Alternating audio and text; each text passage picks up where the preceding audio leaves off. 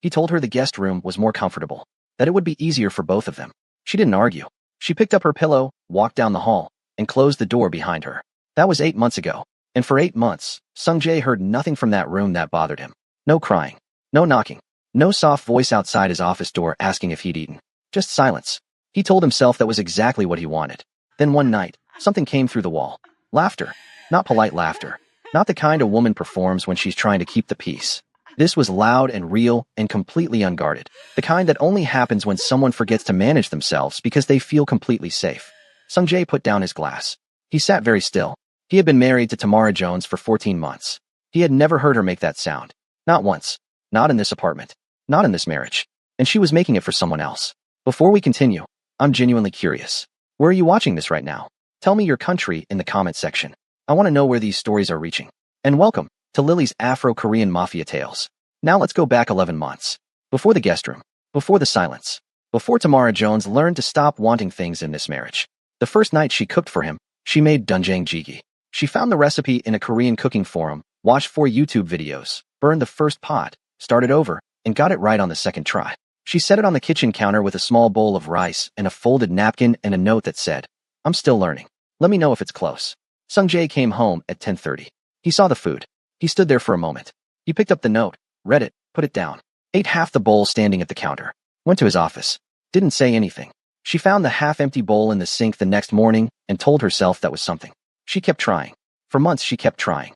She learned phrases in his dialect and used them at the wrong times, and he'd correct her without looking up from whatever he was reading.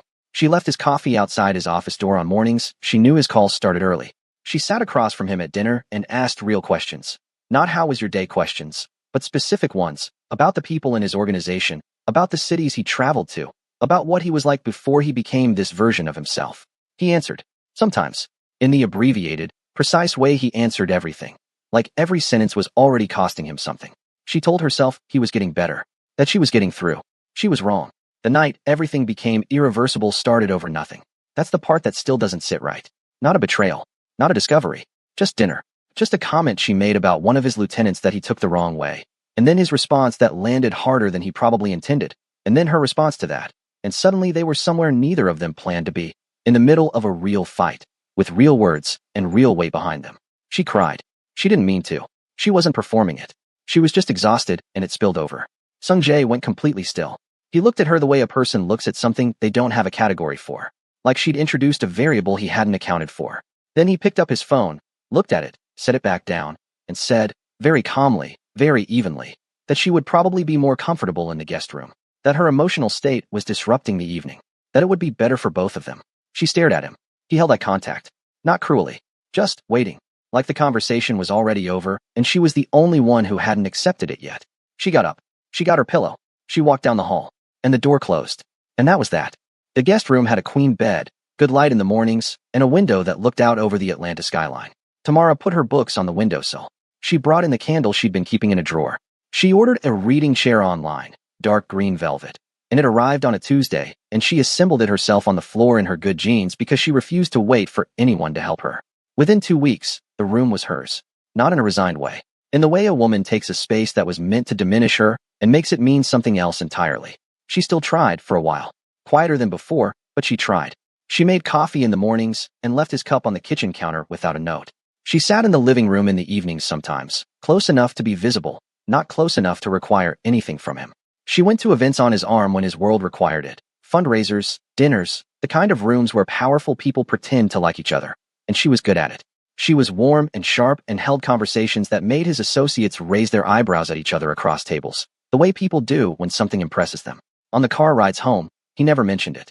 She stopped leaving the coffee in February. Not as a statement. She just stopped. She woke up one morning and stood in the kitchen and thought about doing it, and then didn't. And that was the first morning she didn't. The next morning was easier. The one after that, she didn't think about it at all. She started filling her mornings differently. Long walks before the city got loud.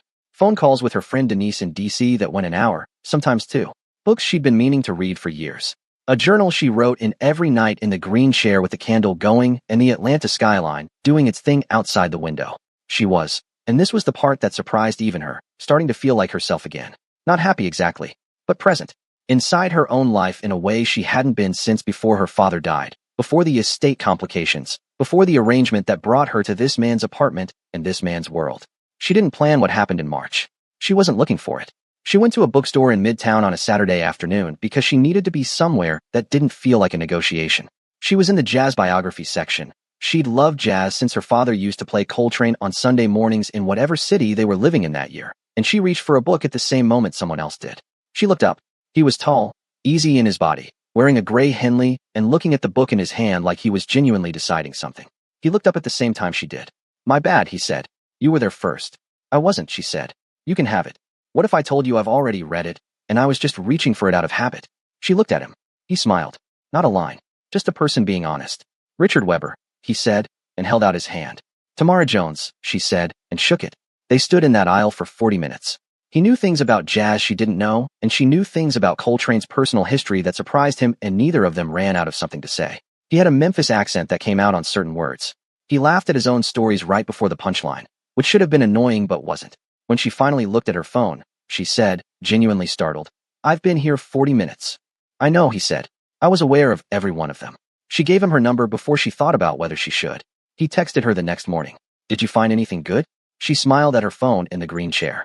Then she put it face down because the smile felt like more than she was ready to look at. He texted her every morning after that. Nothing complicated. "How are you feeling? What are you reading? Did you eat?" Small, consistent questions that nobody had been asking her. She started answering them.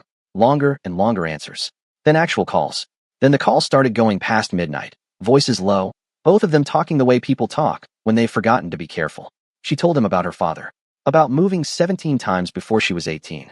About the marriage. Not everything. Not the full shape of it, but enough. That it was cold. That she was lonelier inside it than she'd ever been alone. Richard listened. When she finished, he said, "You still got that laugh, though. I heard it back at the bookstore. I didn't laugh that much. You laughed plenty. You just did it like you were trying to keep it quiet." She didn't have anything to say to that. "Stop keeping it quiet," he said. And that night, for the first time in she didn't know how long, she laughed in that guest room until her chest hurt. Like this story if you're already invested. Drop a comment and subscribe. Sung Jae had a man named Cho who had been with him for 15 years. Cho was not his most dangerous lieutenant. That was Park, who was younger and more willing.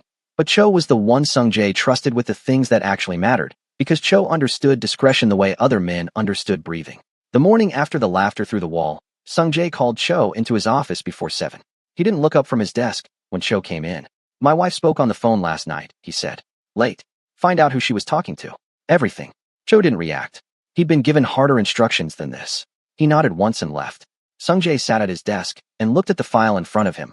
Contracts, logistics, the kind of documents that kept his empire moving, and he couldn't read a single line of it. He closed the folder, looked at the wall to his left. On the other side of that wall was the guest room. He thought about the sound, replayed it, tried to analyze it the way he analyzed everything, as information, data points, evidence of a condition.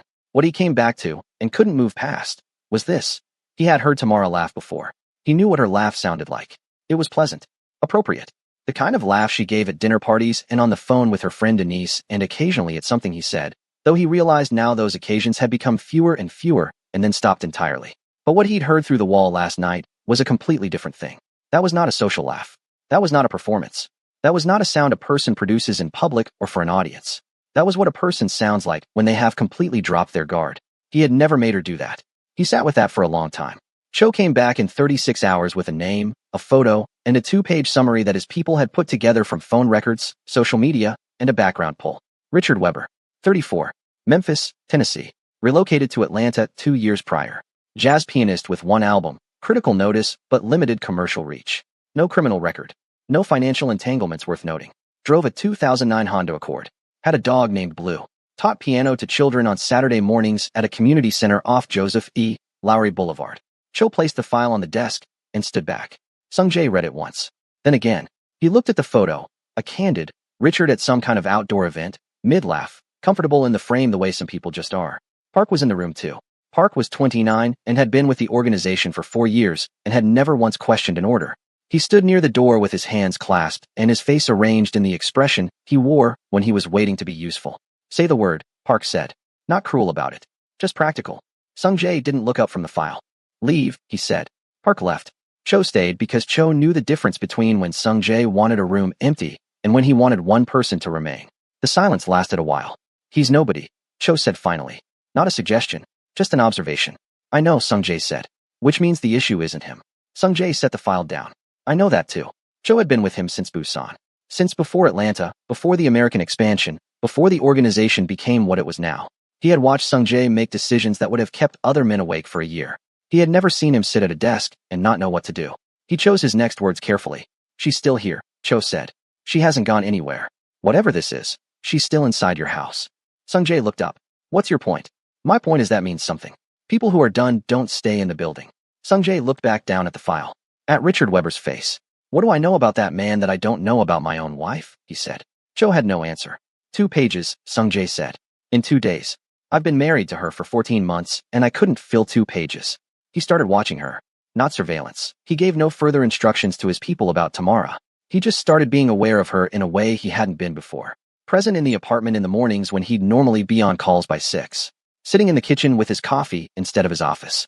He noticed things. She made 2 cups of tea every morning. Always 2. Drank 1, left the other on the counter until it went cold. He didn't understand it and didn't ask. She hummed when she moved through the apartment. Quiet enough that you'd miss it if you weren't listening. A melody he didn't recognize. She read with her legs tucked up under her in the green chair he'd noticed appear in the guest room doorway. He didn't remember seeing that chair before. He realized she'd bought it herself. Assembled it herself. She'd built her own corner of this apartment without telling him and without asking anything of him, and he'd never noticed. She was creating a life inside the one he'd given her. Building something small and warm and entirely hers. And it had nothing to do with him. He stood in the hallway one morning and looked at the line of light coming from under her door and tried to figure out when exactly he had become someone who stood in hallways outside rooms in his own home. He didn't have an answer, but he stayed there a while. 3 weeks passed. Sung-jae ran his organization. Took meetings in the office on the 32nd floor downtown. Flew to Los Angeles for 4 days to handle a situation with a port contractor who'd gotten greedy. Flew back. Ate dinners alone.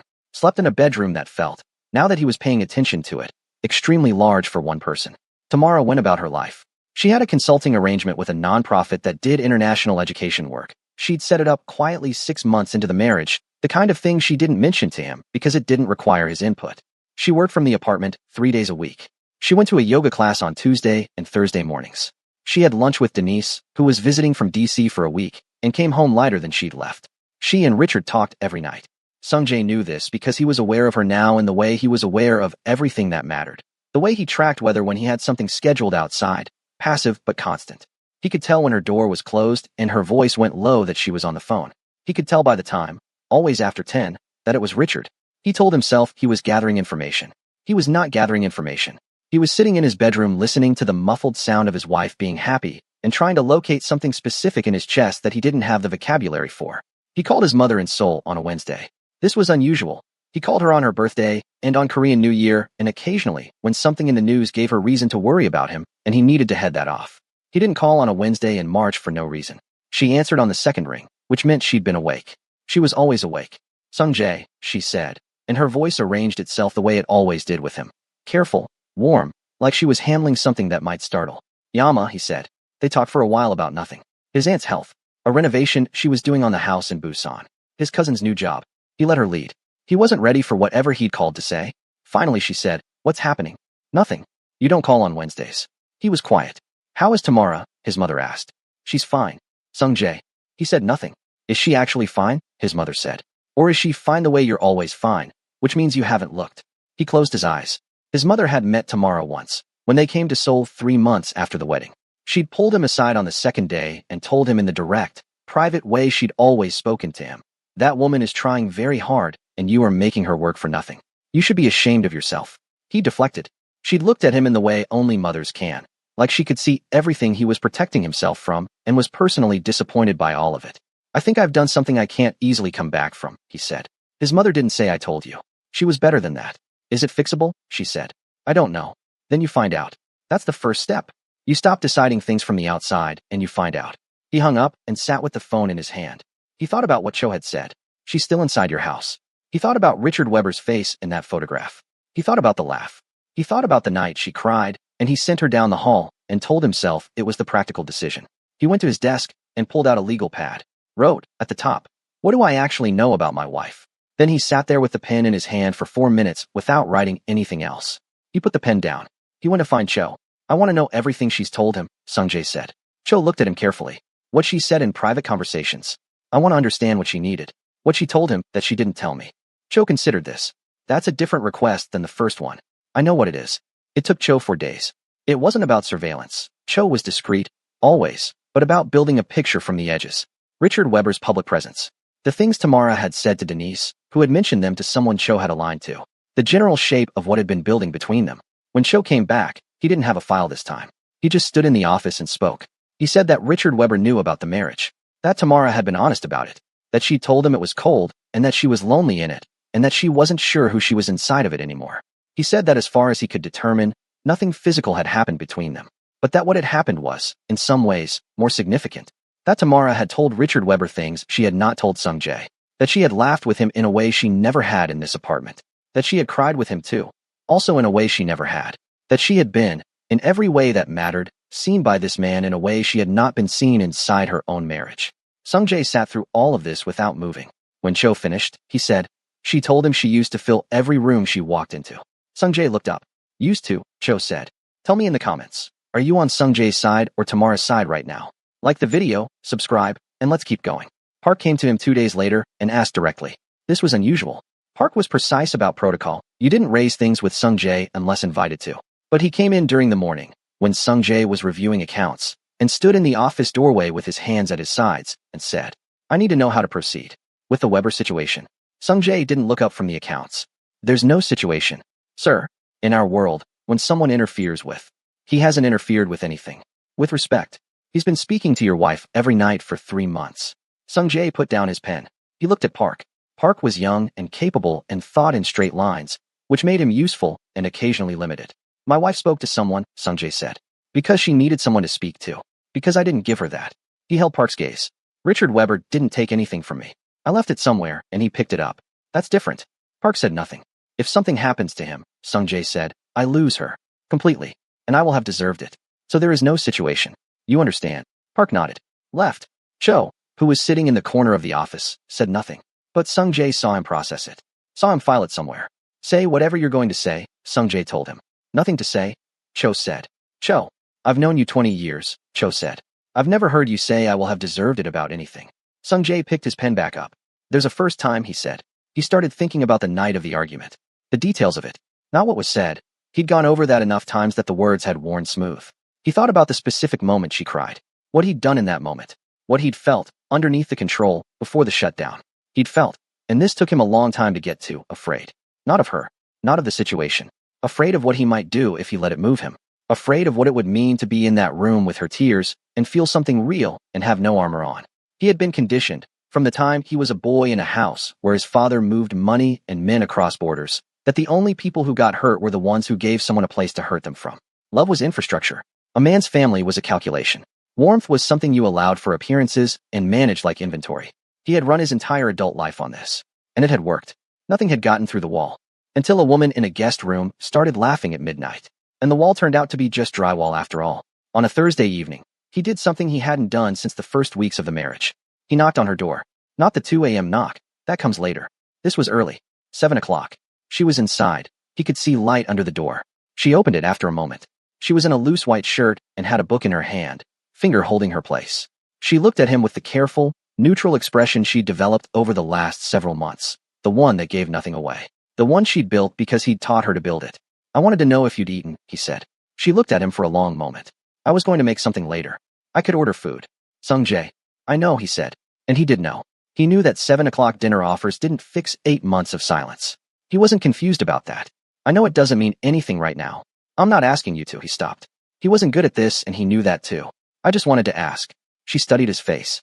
There's leftover jollof rice from yesterday. I made too much. I'll get it myself. I know you will. She went back to her chair. She didn't close the door completely. She left it open about 4 inches. He stood in the hallway for a moment looking at those 4 inches. Then he went to the kitchen and found the jollof rice in a red container in the refrigerator and ate it cold, standing at the counter, and it was very good. He didn't mention that, but he thought about it. What would you have done? Tried to fight for the marriage or walked away? Tell me in the comments. The night of the knock. It was a Wednesday, nearly 2 in the morning. Tamara was in the green chair. She had the candle going and the window cracked slightly, and the Atlanta night was doing what Atlanta nights do in late spring. Warm enough to let in, cool enough to be comfortable. She was on the phone with Richard, and they'd been talking for almost an hour and a half, and she'd lost track of time the way she only did with him. He was telling her about a gig he'd had in Nashville the previous spring. He'd been opening for someone larger, a soul singer with a real draw, and everything that could go wrong had gone wrong. The monitor mix was completely off, the piano was a half-step flat, and the sound guy had disappeared somewhere around 9 o'clock and couldn't be found until after the set was over. Richard described it in the deadpan way he described most things that had been disasters in real time, matter-of-fact, slightly incredulous, like he still couldn't fully believe it happened. He did the voice of the venue manager who kept saying we're going to get this sorted every time Richard pointed out a new problem, the voice getting more tired each time. And Tamara laughed. She laughed the way she'd been learning to laugh again over the last 3 months. Chest open, no management, no trying to keep it appropriate for the room she was in. She tucked her knees up and put her head back and laughed until she pressed a hand to her face. That is the worst story, she said. How did you even play? With great suffering and personal dignity, Richard said. Nobody in that room knew anything was wrong except me and the sound guy, wherever he was. She laughed again. Quieter now. She wiped the corner of her eye. Richard let the moment settle. You okay? He said. I'm good. You sound good, he said. I mean that. You sound like yourself. She looked at the candle. I'm getting there. You're there, he said. You've been there. I think you just needed a few months to believe it. She was quiet for a moment. Can I ask you something? Always. What are we doing? The two of us. What is this? Richard took a moment before he answered. He was like that. He didn't fill silence with the first available thing. I think, he said slowly, we're two people who found each other at the right time. And I think you've got some things to figure out before either of us knows what that means. And I'm not going anywhere while you figure them out. That's not fair to you, she said. Let me decide what's fair to me. Richard. Tamara. I'm a grown man. I know what situation I'm in. And I'm still here at 2 in the morning talking to you about a terrible Nashville gig. That's my choice. You don't have to manage that. She put her head back against the chair. Somewhere in the apartment, a board creaked. She didn't notice. 3 knocks on the guest room door. Soft. Deliberate. She took the phone from her ear and told Richard she'd call him back. She sat up, set the phone face down on the chair arm, straightened her shirt. She was not a woman who answered doors without collecting herself first. She crossed the room, opened it. Sung Jae was standing in the hallway in a gray t-shirt and dark pants. No jacket, no performance. He looked like a man who'd been awake for a long time. He also looked, for the first time in the entire 14 months she'd known him, like he wasn't holding anything back. Like he'd put everything down somewhere and come to the door without it. She waited. He said, I heard you laughing. I know. I've been standing out here for a while. I know that too. He looked at her. I didn't know you were still in there. That version of you. I thought, he stopped. Started again. I think I thought I'd already lost you before I even tried. And I don't know what that says about me. I don't think it says anything good. She held the door frame with one hand. Looked at him steadily. You put me in this room, she said. You moved me out of your bedroom like I was a disruption you needed to manage. You did that. And then you went on with your life for 8 months without once asking if I was okay. I know. I used to leave food outside your office, she said. I used to learn things about your world because I wanted to know you. I wanted to be inside your life. And you gave me nothing. Nothing to hold on to. Nothing to feel like a person in this marriage. Her voice was even. She wasn't crying. She was just precise. And now you're standing here at 2 in the morning because you heard me being happy and it bothered you. And I want you to think about what that means before you say anything else to me. Sung Jae said nothing for a long time. You're right, he said. She waited for the but. There wasn't one. You're right, he said again. All of it. She looked at him. Then she said, Good night, Sung Jae. And she closed the door. I know you have something to say about that moment. Drop it in the comments. Like the video, subscribe, and stay with me, because what happens next changes everything. He didn't go back to his bedroom. He sat down on the floor in the hallway, back against the wall beside her door, legs out. He sat there the way a person sits when they've run out of places to take themselves. Inside the room, he heard her settle back into the chair, heard her pick up the phone, heard the quiet of a conversation that started up again. He stayed on the floor. He wasn't thinking about strategy. For once, for possibly the first time in his adult life, he was not thinking ahead. He was just sitting there in his own hallway at 2 in the morning feeling the specific and humiliating weight of what he'd done over the past 14 months. He'd had a woman who wanted him, who showed up in 1,000 small ways and asked for nothing dramatic in return, just something. Some evidence that she was a person to him and not a position to be managed. And he'd given her nothing. He'd calculated every risk in his world with meticulous precision, and he had never once calculated the cost of this. He stayed on the floor until the sound on the other side of the door went quiet, until the light under the door went out. Then he went to his office, took a legal pad, wrote 3 sentences, and tore the page off. He got a coffee mug from the kitchen, made coffee, drank it slowly at the counter. When the mug was empty, he refilled it halfway, put it back together with the torn page, and walked back to the hallway. He set the mug on the floor in front of her door, put the note under the handle where she'd see it when she opened it. Then he went to his bedroom and lay down and stared at the ceiling until it was light. She opened the door at 7:15. The mug was there, still slightly warm. She checked. She picked up the note. 3 sentences in his handwriting. Precise, like everything about him. No flourishes. I'd like to start over. I understand if that's not possible. I'm asking anyway. She stood in the doorway for a long time. Then she took the mug and the note back inside and closed the door. She called Denise at 8. Denise picked up fast. She always picked up fast for Tamara, which was the mark of a real friend. He knocked on the door last night, Tamara said. A pause. He knocked on the door. 2 in the morning. What did he say? Tamara told her. All of it. The hallway, the words, the door closing, the note in the morning. Denise listened the way she always did, completely, without interrupting, without rushing to the response. When Tamara finished, Denise said, How do you feel? I don't know. Yes, you do. Tamara sat in the green chair with the mug between her palms. The Atlanta morning was full and bright through the window. I feel like it's too late, she said. And I feel like it might not be. And I don't know how to sit in both of those at the same time. You've been sitting in both for months, Denise said. You're better at it than you think. He's going to want me to just come back. Go back to the bedroom. Act like the last 8 months didn't happen. Is that what he said? No. Then don't decide what he wants before he tells you. Tamara looked at the note on the windowsill. Denise. I know. I talked to Richard about it. Last night, before the knock. He said she paused. He said I've got things to figure out. He said he's not going anywhere while I figure them out. Denise was quiet for a moment. Richard Weber is a genuinely good man. Yeah. Which means you owe both of them honesty. Including yourself. After they hung up, Tamara sat with her coffee until it went cold. The second cup, the one she made every morning for no one, sat on the counter and went cold too. Then she put on clothes and went to find Sung Jae. He was in the kitchen. Not his office, the kitchen. He looked like he hadn't slept, which he hadn't, but he'd showered and changed and he was standing at the counter with a coffee he wasn't drinking, looking out the window. He turned when she came in. She sat at the kitchen table. Not standing. She sat, which meant she intended to be there for a while. She put both hands flat on the table. I need to say things to you, she said. And I need you to hear all of it before you say anything. Okay. I mean all of it. Not the first part, not the summary. Everything. Okay, he said again. He sat down across from her. She looked at him. I have been speaking to someone. A man. His name is Richard Weber. I met him in March. We talk every night. We haven't been physical, but I want to be honest with you about what that relationship gave me, because you need to understand it. Sung Jae held her gaze. His face did not change, but she saw something move behind his eyes. He gave me back my laugh, she said. That's what you heard through the wall. That's not nothing. That's not a small thing to give a person. He asked me how I was feeling and waited for the real answer. He made space for me to be a person. That's what I needed in this marriage and didn't get. She paused. He stayed quiet. I'm not going to apologize for that relationship, she said. I'm telling you about it because I'm not going to start anything real with you on top of a lie. And because I think you should understand how easy it is to lose someone who is trying this hard to stay. She let that sit. Now you can talk, she said. Sung Jae was quiet for long enough that she almost filled the silence. Almost. Then he said, I know about Richard Weber. She didn't look away. How long? I found out 3 weeks after I first heard you on the phone. I had people look into it. She took that in. And I didn't do anything. I told Park there was no situation. I told him he stopped. Started again. I told him that Richard Weber didn't take anything from me. That I'd left it somewhere, and he picked it up. She looked at him. I told Park that if I touched that man I would lose you completely, and I would deserve to. She sat back in her chair. You've known for 3 weeks, she said. Yes. And you knocked on my door last night. Yes.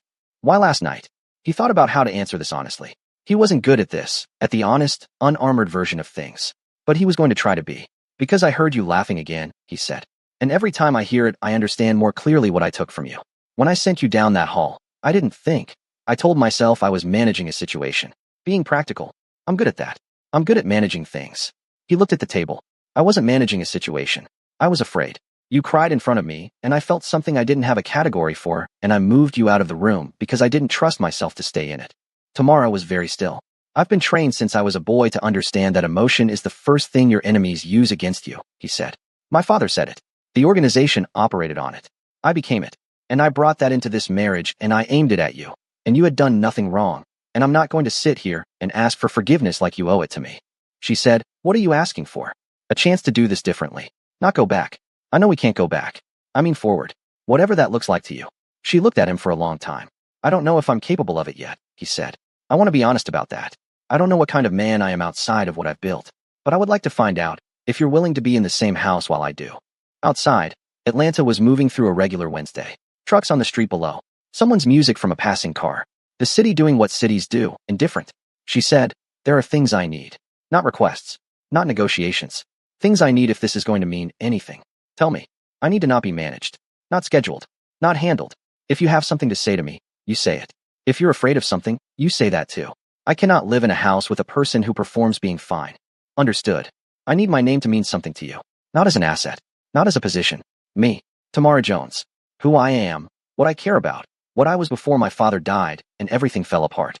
I need you to actually want to know that. I do want to know it. You've had 14 months to want to know it. I know. He didn't try to explain that away. And Richard, she held his gaze. I'm going to end that. Not because you're asking me to. Because I think it's the honest thing to do if I'm going to try this. But I need you to understand that he didn't do anything wrong. He was kind to me when kindness was something I was starving for. And I won't let you or anyone in your world make that mean something it doesn't. Sung-jae said, nothing will happen to him. I give you my word. She looked at him. In his world, she had come to understand over 14 months. His word was the most expensive thing he had. He didn't give it casually. Okay, she said. The word landed in the room, and they both let it be there for a moment. She called Richard that afternoon. She sat in the green chair, and she was honest, which was the only way she knew how to do things. She told him what had happened. All of it. He listened. She heard him breathe through some of it. The specific quality of breath that means a person is sitting with something that costs them. When she finished, he was quiet. Then he said, is this what you want? I don't know yet, she said. But I think I have to find out. Okay, he said. I'm sorry, she said. You didn't deserve to be in the middle of any of this. I knew what I was getting into, he said. I'm a big boy. A pause. I meant what I said. About the laugh. You've got your laugh back. Whatever happens, don't let anybody take it again. She pressed her fingers to the corner of her eye. Thank you, Richard. Take care of yourself, Tamara Jones, he said. And then the call was over. She sat in the chair until the feeling settled into something she could carry. That evening, Sung-jae knocked on the guest room door at 7. I ordered food, he said when she opened it. From where? I don't know. Korean place on Peachtree. Cho recommended it. He paused. I told him I wanted something you would like. He said he'd take care of it. She looked at him. Cho doesn't know anything about what I like, she said. I know. I thought it might be somewhere to start. Figuring that out. She considered it. Then she stepped back from the door and held it open. Not an invitation to the room, but to the hallway, to the kitchen, to the apartment they nominally shared. Let's see what he ordered, she said. The guest room door, that night, stayed open. Not because she'd moved back. Not because anything was resolved. Not because forgiveness had been issued or trust had been rebuilt or wounds had closed. But because a closed door was his architecture, and Tamara Jones had spent enough of her life inside structures that weren't built for her. Sung-jae walked past it at 11 o'clock on his way to his bedroom, and looked at the open door and the dark room beyond it, the books on the windowsill, the green chair, the cold candle. And he understood that this was the full measure of where they were. Not at the beginning of something easy. At the beginning of something true. He went to bed. He lay in the dark. He thought about the 14 months. About the night she cried. About the pillow she carried down the hall. About 2 cups of tea every morning. One of which she'd been making for him. He realized now. She'd made it every single morning and let it go cold because she wouldn't stop trying, right up until the morning she did. He thought about Richard Weber on a stage in Nashville with a flat piano and a missing sound guy, and a woman in a green chair in Atlanta laughing so hard she had to press her hand to her face. He thought about 3 knocks on a door at 2 in the morning and a woman who opened it, and did not melt, and did not fold, and did not make it easy on him, who stood in that doorway and told him the truth at the exact moment it was hardest to hear and most important to say. He stared at the ceiling. He had controlled cities. He had run an organization that moved across 3 continents and had never once lost the thread. He could read a room in 6 seconds and identify the weakest point in any structure. But he had been completely undone by a woman he'd put in a guest room, who went in, built something beautiful, and then, with no performance and no announcement, became the most formidable person in his apartment. He was going to have to be different. Not perform being different. Actually become it. He had no idea if he was capable of it. He knew he was going to try. And in the morning, he thought, he would make the coffee. Both cups. And he would bring hers to the guest room door and knock, and she would open it. And it would be the first real thing he'd done in this marriage.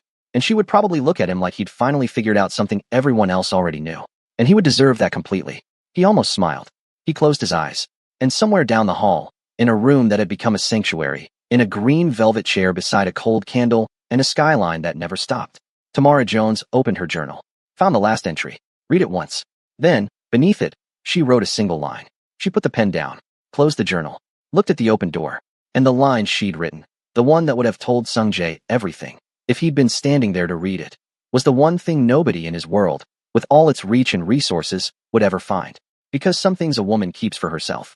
If this story moved you, I need you to tell me what part got you really invested. Drop your answer in the comments. I'm reading every single one. Like the video if it hit you somewhere real. Subscribe to Lily's Afro-Korean Mafia Tales so you never miss what we put out next. See you in the next one.